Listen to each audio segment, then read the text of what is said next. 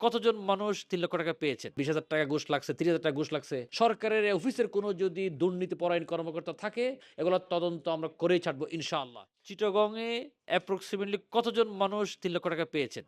এটা গড়ে ৩০ থেকে ৪০ জন প্রতি মাসে আরকি পেয়ে থাকে। চট্টগ্রামে শুধু? শুধু চট্টগ্রামে। এরকম টোটাল বাংলাদেশে কয়টা সেন্টার রয়েছে? বাংলাদেশে ৩৫ টা সেন্টার আছে। অর্থাৎ প্রতি মাসে ৩০ থেকে ৩৫ জন পেয়ে যাচ্ছি। আপনারা অনেকে বলবেন যে প্রমাণ দেখার, সেজন্য উনার কাছ থেকে ডাটাবেসটা আমরা নিয়েছি। সেটা ভিডিওতে আপনারা দেখতে পাচ্ছেন। আপনাদেরকে দায়িত্বহীন ভাষায় জানাতে চাই, বাইরের দালাল চক্র যারা রয়েছে তাদের সেই সিন্ডিকেটের বিরুদ্ধে আমাদের লড়াই চলবে। ইভেন সরকার একটা অফিসে বসে বলছি, সরকারের অফিসের কোনো যদি দুর্নীতিপরায়ণ কর্মকর্তা থাকে, ওই সিন্ডিকেটের বিরুদ্ধে আমাদের লড়াই থাকবে ইনশাআল্লাহ।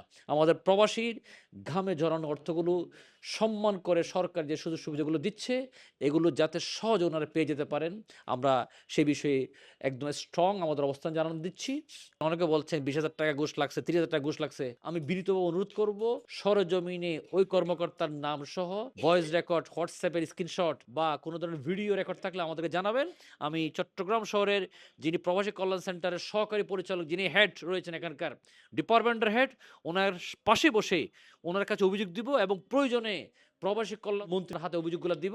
এগুলোর তদন্ত আমরা করেই ছাড়বো ইনশাআল্লাহ।